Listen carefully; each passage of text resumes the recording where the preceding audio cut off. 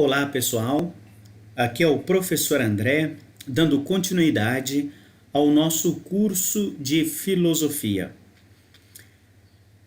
Como já é de conhecimento, nós estamos focados na etapa da filosofia moderna. Hoje, de modo especial, iniciando o estudo sobre o empirismo. E logo de cara, nós vamos estudar o filósofo Francis Bacon. Lembrando bem que faz parte do nosso projeto o estudo de 4 filósofos empiristas. Hoje, iniciando com Francis Bacon, depois estudaremos John Locke, na sequência George Berkeley e finalizando com David Hume.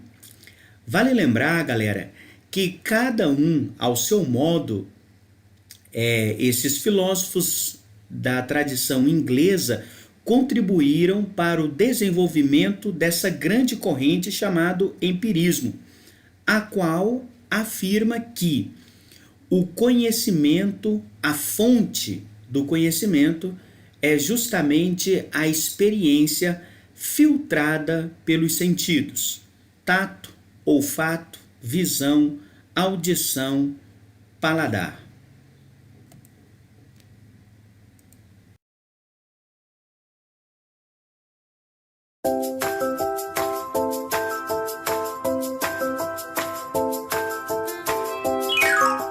Francis Bacon foi um filósofo e cientista britânico nascido na cidade de Londres em 1561 e falecido no ano de 1626. Bacon viveu na mesma época que Galileu, mas era um empirista radical.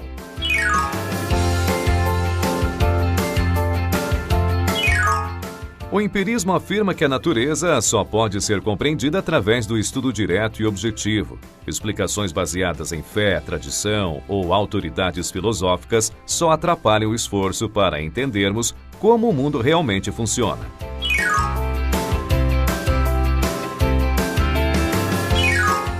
Galileu e Bacon foram contemporâneos, mas suas visões sobre a ciência eram bem diferentes. Galileu procurava leis gerais que podiam ser expressas em linguagem matemática. Com base nessas leis, eram feitas deduções. Nessa abordagem, a experimentação tem um papel menos importante. A ênfase está na descoberta de leis e na sua descrição matemática. Essa abordagem é conhecida como dedução. A partir de uma lei geral, ou seja, de uma lei que rege uma determinada categoria de fenômenos, são feitas deduções para se prever eventos específicos dentro dessa categoria. Por exemplo, se todos os homens são mortais e isso é uma lei geral, então Otávio, que é homem, só pode ser mortal. A dedução parte de uma lei geral para prever casos específicos. Francis Bacon, por sua vez, adota o método da indução. Nessa abordagem, muitas observações de casos particulares são realizadas, e a partir dos dados obtidos com essas observações, faz-se uma generalização, chega-se a uma verdade geral. Por exemplo, após observar que um grande número de aves tem penas, pode-se chegar à verdade geral que todas as aves têm penas. Note que a indução parte de muitos casos particulares para se chegar a uma lei geral. Já a dedução parte de uma lei geral para se prever casos particulares.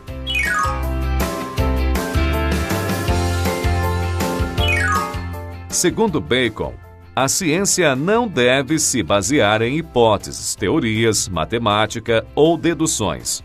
Não, deve fundamentar-se apenas nos fatos da observação. Para ele, qualquer pessoa que procure fazer pesquisa partindo de pressuposições tenderá a ver os fenômenos estudados à luz dessas ideias pré-concebidas. Bacon citava Aristóteles como um exemplo disso. Como Aristóteles partia do princípio de que todas as coisas da natureza são governadas por suas causas finais, sua pesquisa acabava confirmando a existência dessas causas finais. Quando trazemos nossas pressuposições para a pesquisa científica, dizia Bacon, estamos trazendo coisas que só existem na nossa imaginação. E em vez de vermos os fenômenos como eles são, surge uma disputa entre os fatos e as nossas ideias pré-concebidas.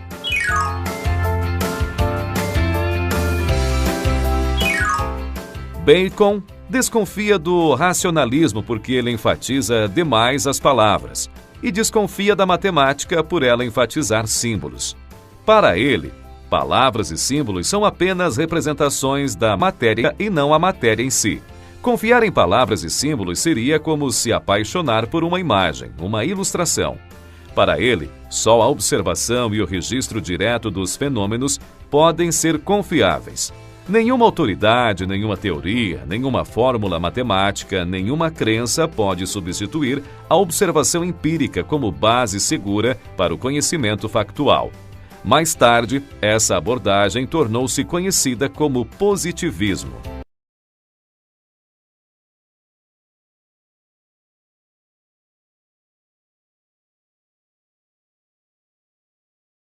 Hoje a gente vai falar um pouquinho sobre a teoria do Francis Bacon, e essa teoria é muito importante porque ela vai, na verdade, reconfigurar toda a ciência moderna.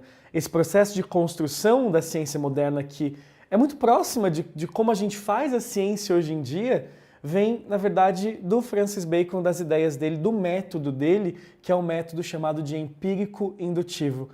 Esse método empírico indutivo ele é importante porque ele coloca como critério da verdade a experiência. E ao colocar como critério da verdade a experiência, o método baconiano ele traz para a gente algumas considerações importantes. Primeiro, ele faz, através de suas obras, duas considerações. O Novum Organum é uma crítica à obra do Aristóteles, o Organon, que a gente comentou aqui na aula de Aristóteles, onde o Aristóteles tenta compreender aí a ordem do universo. E é claro que o Francis Bacon vai propor uma nova configuração para isso. Ele vai reinterpretar as ideias do Aristóteles, fazendo uma crítica ao Organon do Aristóteles. E a segunda obra aqui, o The Advancement of Learning, mostra para a gente um comprometimento do Francis Bacon com a evolução da ciência, buscando sempre o progresso. E o progresso sempre pensando nesse domínio sobre a natureza e levando também ao desenvolvimento social. É claro que ele junta essas duas coisas, né, na passagem do século XVI para o XVII, porque ele pensa que a ciência tem um propósito, que a ciência ela precisa ser uma ciência mais prática. Então Francis Bacon ele não vai perder tempo com considerações metafísicas, para ele ficar pensando em Deus, pensar em mundos imaginários, tentar entender como funciona o ser. Para ele, tudo isso é muito pouco prático. Para ele, os filósofos da antiguidade, eles acabaram se perdendo um pouco nessas considerações. Ele busca sempre o fundamento aí de uma ciência mais prática, mais lógica, mais objetiva e sempre buscando aí um resultado, como a gente vai ver no método dele, tentando criar uma lei geral. E o legal do Francis Bacon é que ele pensa que a ciência ela pode ter alguns limites que a gente tem que tentar escapar. E é aí que ele cria uma crítica, na verdade, chamada de teoria dos ídolos, que é uma crítica ao conhecimento, à própria natureza do conhecimento. O que são os ídolos? Os ídolos, como o próprio nome diz, são distrações que podem prejudicar o processo científico no método empírico indutivo. E por que, gente, essas distrações elas podem prejudicar? Porque quando você está fazendo a experiência, induzindo a experiência, a gente vai ver as etapas daqui a pouquinho no método baconiano, no método empírico indutivo, você se distrai, se você não cria uma norma, uma regra específica, se você divaga aí o seu pensamento, talvez você não chegue no resultado mais próximo da verdade. Já que a experiência, a sua indução te aproximam no caminho da verdade, você tem que ficar atento a eles e você não pode se desviar de nenhuma dessas maneiras aqui.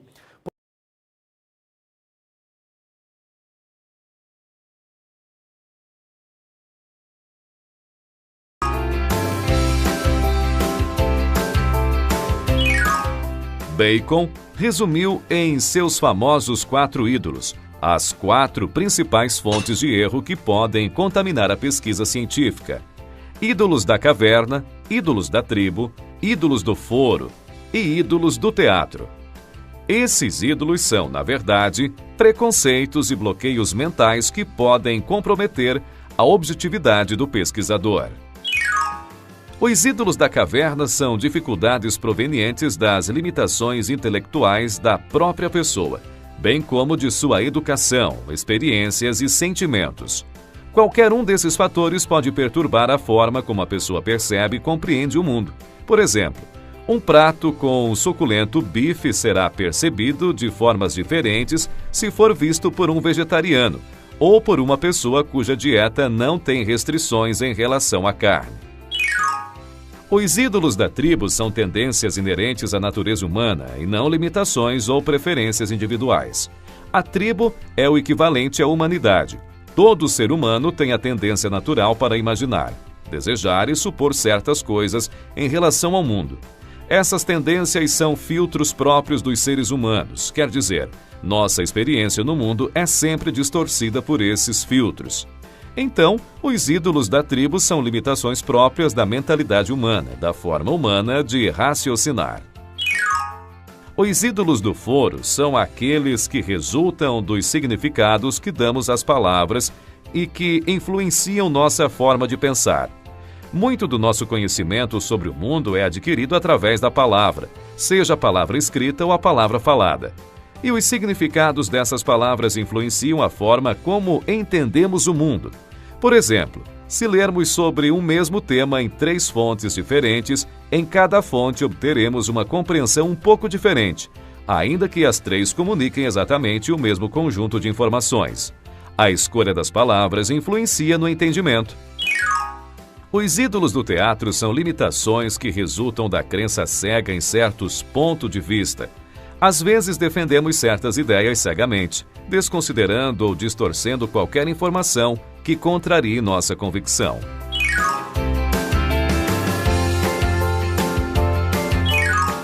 A ciência, na visão de Bacon, poderia e deveria ser empregada para transformar o mundo em um lugar melhor.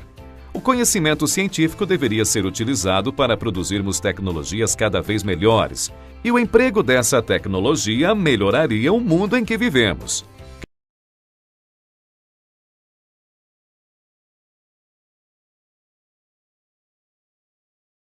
Algumas etapas importantes do método empírico indutivo é justamente isso, né? Um método baseado na experiência que vai ser induzida para a gente tentar testar os resultados. E vocês devem perceber, né, alunos, que é muito parecido com o que a gente faz hoje em dia no laboratório. Primeiro você quer estudar um fenômeno.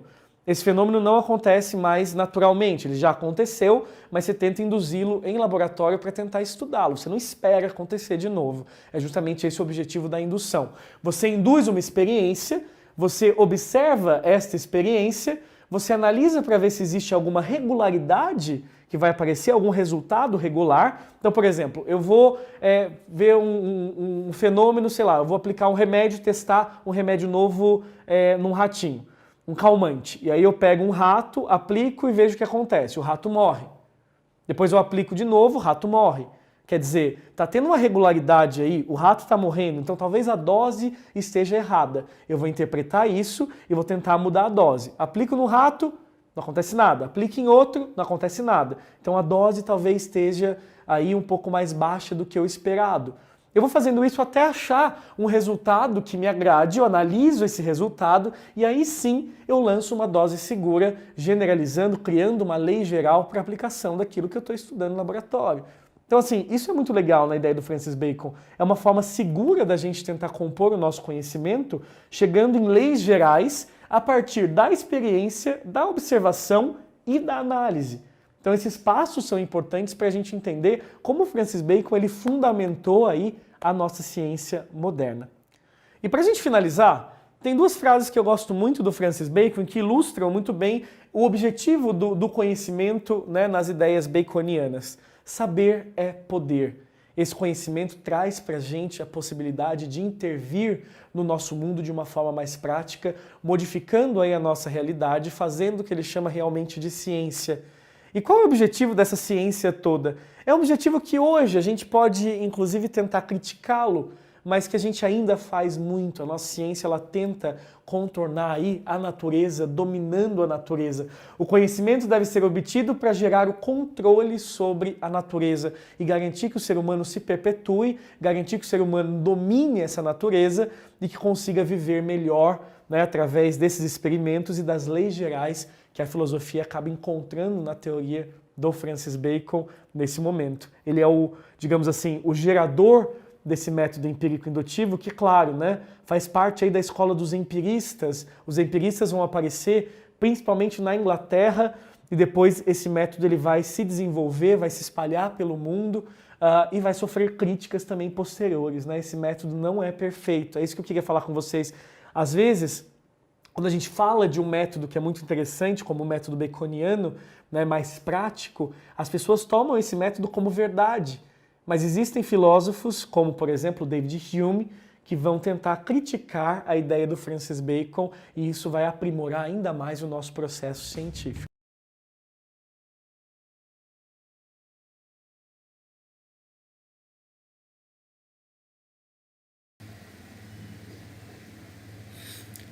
Já falamos um pouquinho da obra Novo Organum ou Novo Organum.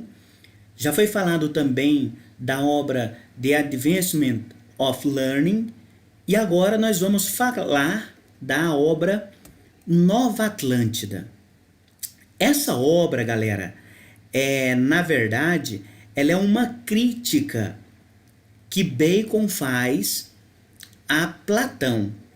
Se o Novo Órgano é uma crítica a Aristóteles, a Nova Atlântida é uma crítica ao livro A República de Platão. Se vocês lembram bem, a República é uma projeção da cidade ideal na visão de Platão.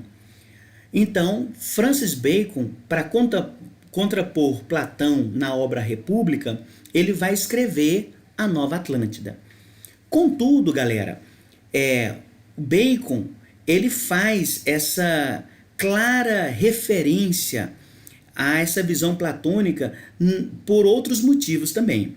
Vamos dar uma olhadinha ali na leitura. Diz o seguinte: em 1624, Bacon fez uma revisão do texto A Nova Atlântida, onde prefigura sociedades e instituições científicas. É uma efetiva e profícua comunidade dos doutos e dos cientistas. É uma clara referência a Platão em duas obras, Crítias, ou Atlântida, e Timeu, ou a Natureza. Na verdade, são nessas duas obras que Platão fala pela primeira vez de uma ilha chamada Atlântida. Essa ilha, galera, é aquela que os filmes e os desenhos retratam, né? Aquela ilha que foi submersa e que depois o Aquaman vive lá, né? Então é aquela cidade submersa mesmo, aquela que a gente vê nos filmes e nos desenhos. Continuando a leitura, diz o seguinte: a estrutura narrativa utilizada por Platão para contar o mito não é linear. Enquanto no diálogo Crítias ele concentra em enumerar as características desse reino, né, ou seja, da Atlântida, é no diálogo Timeu que narra a batalha que se seguiu entre Atenas e Atlântida. No escrito de Platão há uma brecha para o ressurgimento da ilha, provavelmente reconhecendo essa possibilidade que Francis Bacon nomeou a sua obra. Então, claramente é uma referência a Platão. Porém, ainda faz necessário a gente fazer uma outra referência. Nessa ilha Nova Atlântida, que voltou à superfície na visão de Francis Bacon, existe um lugar central. No centro dessa ilha, nós temos a Casa de Salomão, que na verdade é uma casa científica, é uma casa dos saberes. E a referência aqui, galera, é ao rei Salomão. Se vocês lembram bem, existe uma passagem, né, bastante conhecida lá na Bíblia, no qual chegam duas mulheres dizendo para Salomão que elas eram mães de uma criança. E elas estavam reclamando o direito da maternidade. Uma chegou e falou: Salomão, né, essa criança é meu filho. A outra falou assim: essa é o meu filho. Salomão, então, usando da sua sabedoria, ele vai e decide, sabiamente: vou partir a criança ao meio e dar metade para cada uma das mães. Nessa hora, uma das mulheres fica aflita e diz o seguinte: Na verdade, eu não sou a mãe. A mãe é essa outra. Eu prefiro que ela fique com... eu prefiro abrir mão do meu filho para que ele fique vivo com ela do que ter metade do meu filho morto comigo. Nessa hora, então, Salomão, ele pega a criança e dá para essa mulher que tinha abrido mão da maternidade. Então, só para citar um dos exemplos, né, da sabedoria desse rei. Então, o Francis Bacon, ele faz referência, né, a essas ideias do passado. Mas o que está em evidência, galera, não é nem tanto o passado. Realmente é uma literatura utópica, né? Essa ilha Atlântida, ela não existe. Contudo, é justamente essa narrativa que vai influenciar a criação da Academia Real, né? Ou da Sociedade Real Inglesa, que é a primeira instituição científica inaugurada na Inglaterra. Na sequência, nos slides, nós vamos ver, vai estar em inglês, né, mas vai aparecer a legenda também, explicando um pouco mais dessa ideia, né, da fundação da Royal Society, certo? E fazendo justamente uma alusão histórica a Francis Bacon. A Sociedade Real, galera, ela foi criada posterior, né, depois da morte de Bacon. Mas nós vamos perceber no próximo slide que é claramente uma referência a Francis Bacon como uma espécie de um idealizador, né, um idealizador futurista dessa academia científica. Ok? Vamos acompanhar.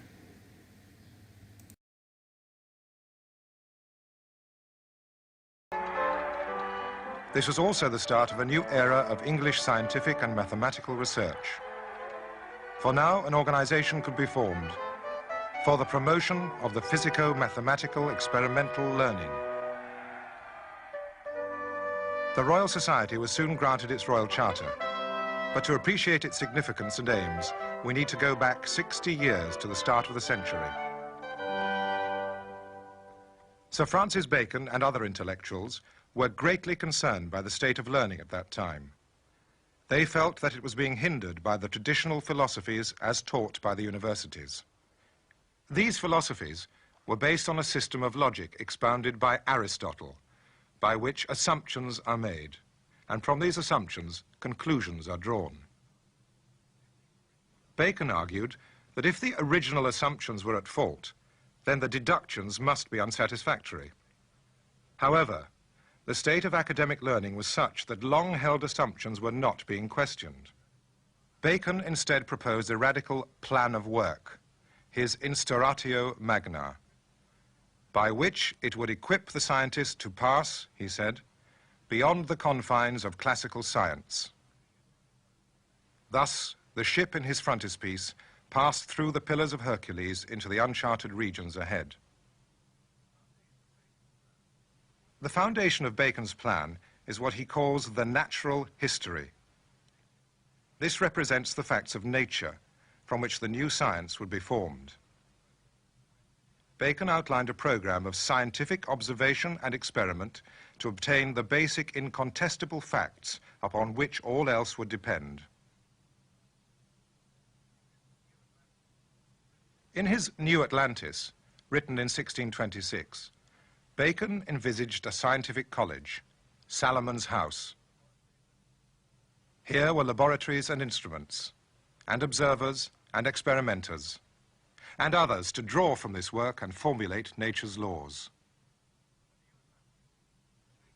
The New Atlantis and Bacon's other writings aroused great interest among the learned.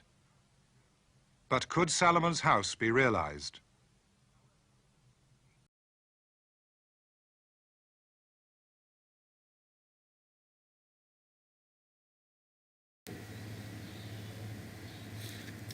Preparei esse gráfico aqui, galera, só para mencionar aquilo que Francis Bacon tinha como ideal geral.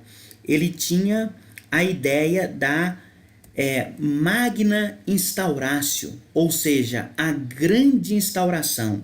E, na verdade, esse seria o projeto científico de Francis Bacon. Aqui, as principais obras dessa grande instauração seria sobre a dignidade e o progresso do saber humano, o próprio novo instrumento, o novo órgão, e também a obra A Filosofia Natural e Experimental para determinar a história de todos os fenômenos, só para citar algumas obras. E qual seria a finalidade desta Magna Instauratio? Seria, primeiro, a divisão de todas as ciências. Segundo, estabelecer um novo instrumento ou indícios para a interpretação da natureza. Terceira finalidade, conhecer os fenômenos do universo ou história natural e experimental para a construção da filosofia. Estabelecer uma escala para o intelecto humano. 5. Pródromos ou antecipações da filosofia segunda. E, por fim, filosofia segunda ou ciência ativa. Então, aqui dá para perceber, galera, que esta Magna Instauratio, na verdade, é um projeto ousado de Francis Bacon e que, na verdade, como nós vimos já anteriormente, foi, de alguma forma, uma prefiguração daquilo que seria a sociedade real inglesa, certo?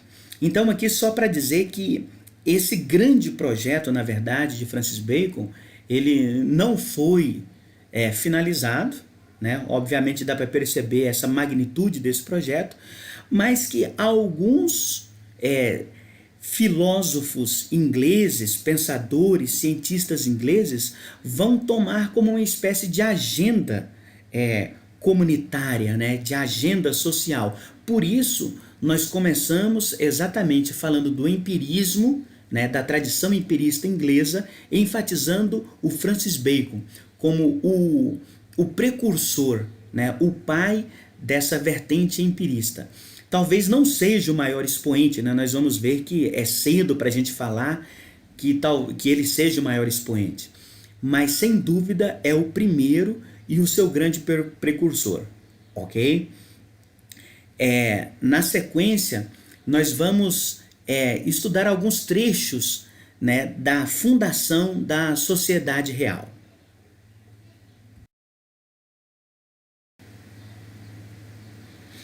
Como já havíamos mencionado, destacando a influência da obra. Acompanhe comigo a leitura. Diz o seguinte: na primeira história da Royal Society, escrita pelo bispo de Rochester, Thomas Price, podemos ler: recordarei somente um grande homem que teve clara visão de todas as possibilidades dessa nova instituição, tal como ela é agora. Estou falando de Lord Bacon. Nenhum escrito seria mais adequado para servir de prefácio à história da Royal Society do que qualquer de suas obras. Aqui então, galera, nós podemos ver que na historiografia, né, da sociedade real, dessa, digamos assim, academia científica inglesa, está justamente a referência clara ao Francis Bacon. Veja só, esse outro historiador, o Benjamin Farrington, o que ele diz? Diz o seguinte: pode-se afirmar, sem sombra de dúvida, comenta Benjamin Farrington, que a Royal Society representa o maior monumento comemorativo a Francis Bacon. E veja só, e se a Nova Atlântida prefigura aquilo que serão as sociedades científicas, o projeto enciclopédico da Instauratio Magna é que vai inspirar, olha só, galera, os franceses, né? O Denis Diderot e o Jean d'Alembert na idealização da enciclopédia iluminista. Veja só, com Bacon, portanto, com os estudiosos de comum acordo reconhecem, inaugura-se uma nova atmosfera intelectual e novo modo moral e social de entender a ciência. Então, galera, estudar realmente, começar estudando o Francis Bacon dentro da vertente empirista é justamente reconhecer a sua grande influência nessa nova esteira, digamos assim, da tradição inglesa do empirismo e, de modo especial, do método indutivo, certo? Que vai ser a marca registrada da ciência daqui para frente. Então aqui 2 referências claras a 2 grandes movimentos, né, que estarão lá no futuro, que é justamente a Sociedade Real e também lá no Iluminismo, certo? A enciclopédia, o movimento enciclopedista francês, ok?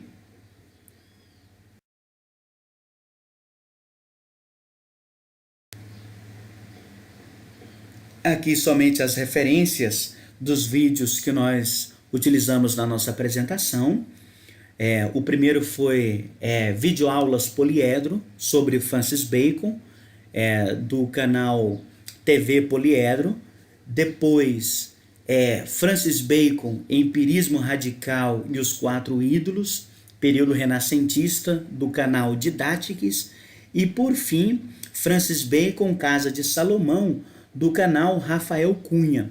Na verdade, esse vídeo é um vídeo sobre a história da matemática, mas justamente focando a fundação da Royal Society inglesa e o papel que Francis Bacon teve, né, de, digamos assim, vislumbrador, né, de um vislumbre futurista, porque quando ele escreve naquela perspectiva que a gente tinha falado, na perspectiva das utopias, mas que depois vai se concretizar como nós vimos. Galera, espero que tenham gostado, certo? Depois a gente segue os estudos na próxima aula com John Locke. Até mais, um grande abraço.